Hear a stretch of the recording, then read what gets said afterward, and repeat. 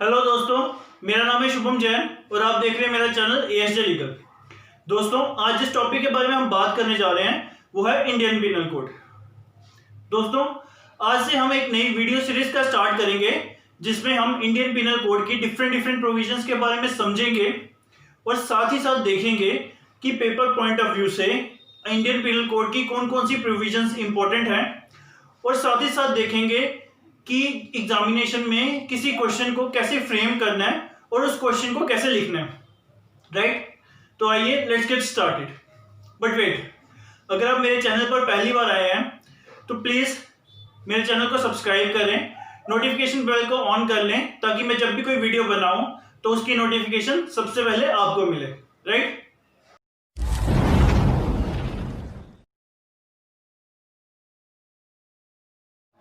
दोस्तों, अब जब भी हम किसी पिनल कोड की बात करें तो सबसे पहला सवाल उठता है कि पिनल कोड का मतलब क्या होता है।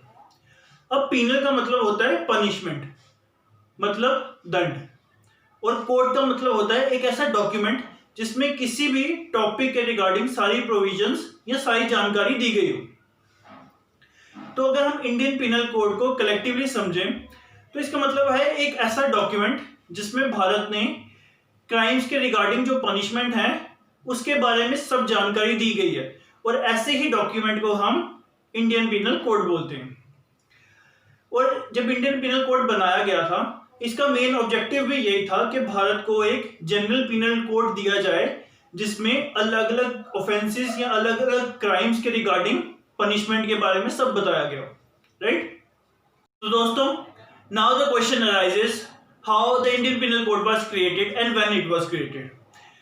तो इन सब क्वेश्चनों के आंसर मिलते हैं इंडियन पिनल कोड की हिस्ट्री में, जब 1833 में ब्रिटिश पार्लियामेंट ने इंडिया के लिए एक एक्ट बनाया था जिसे हम चार्टर्स एक्ट 1833 बोलते हैं।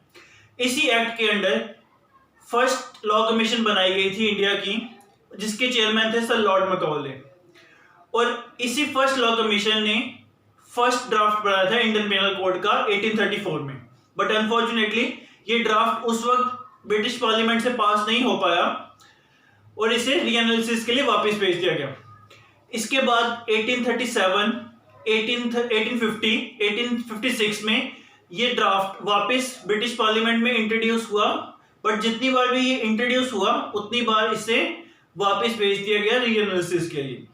बट 1857 में जब India first revolt of independence हुआ तो उसके बाद वेस्ट बंगाल हाई कोर्ट के एक जज जिनका नाम था बी पीकॉक, उन्होंने इस ड्राफ्ट को अपने हाथों में लिया, इसे रीएनालाइज किया और इसे अपनी अथॉरिटी में ब्रिटिश पार्लियामेंट से 8 अक्टूबर 1860 को पास करवाया। But this Indian penal code came into force in 1 January 1862। Right? तो दोस्तों, नाउ अगेन क्वेश्चन अराइजेस कि इंडियन पिनल कोड को बनाया क्यों गया था, ऐसी क्या जरूरत आ गई थी जो इंडियन पिनल कोड को बनाया गया।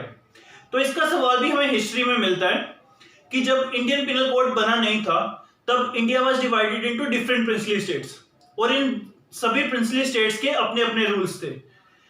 किसी एक प्रिंसली स्टेट में एक ऑफेंस के लिए अलग पनिशमेंट थी और किसी दूसरी प्रिंसली स्टेट में उसी ऑफेंस के लिए कोई और पनिशमेंट थी। बट जब ब्रिटिशर्स ने इन प्रिंसली स्टेट्स को एक्वायर करना शुरू किया तो एक यूनिफॉर्मिटी लाने के लिए उन्होंने इंडियन पिनल कोड को बनाया ताकि एक यूनिफॉर्म कोड, एक यूनिफॉर्म लॉ इन सब प्रिंसली स्टेट्स पर अप्लाई हो पाए। बट फिर भी 1947 तक डिफरेंट प्रिंसली स्टेट्स जो ब्रिटिश इंडिया के अंडर नहीं आई थी उनमें उनके अपने रूल्स और रेगुलेशंस जारी रहे। दोस्तों, ये बात थी इंडिया की, बट इंडिया के अलावा भी काफी सारी ऐसी कंट्रीज हैं जहां के पिनल लॉज का बेसिस इंडियन पिनल कोड ही है, जो कि ओरिजिनली ब्रिटिशर्स द्वारा बनाया गया था, क्योंकि ये कंट्रीज भी एक टाइम पर ब्रिटिश कॉलोनीज रह चुकी हैं।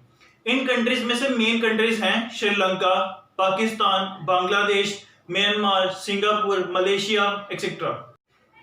तो दोस्तों, ये थी introduction regarding Indian penal code, जिसमें मैंने आपको बताया कि जो इंडियन पिनल कोड था वो ब्रिटिश पार्लियामेंट द्वारा 6 अक्टूबर 1860 को पास हुआ, but it came into force on 1 जनवरी 1862। जो इंडियन पिनल कोड का ड्राफ्ट था वो फर्स्ट लॉ कमीशन ने बनाया था 1934 में under the chairmanship of sir Lord मकाउले। और जो इंडियन पिनल कोड का बेसिक ऑब्जेक्टिव था वो था इंडिया को एक जनरल पिनल कोड देना जिसमें सारे ऑफेंसेस की पनिशमेंट लिखी गई हो। और जो स्ट्रक्चर है इंडियन पिनल कोड का वो है 511 sections divided into 23 different chapters.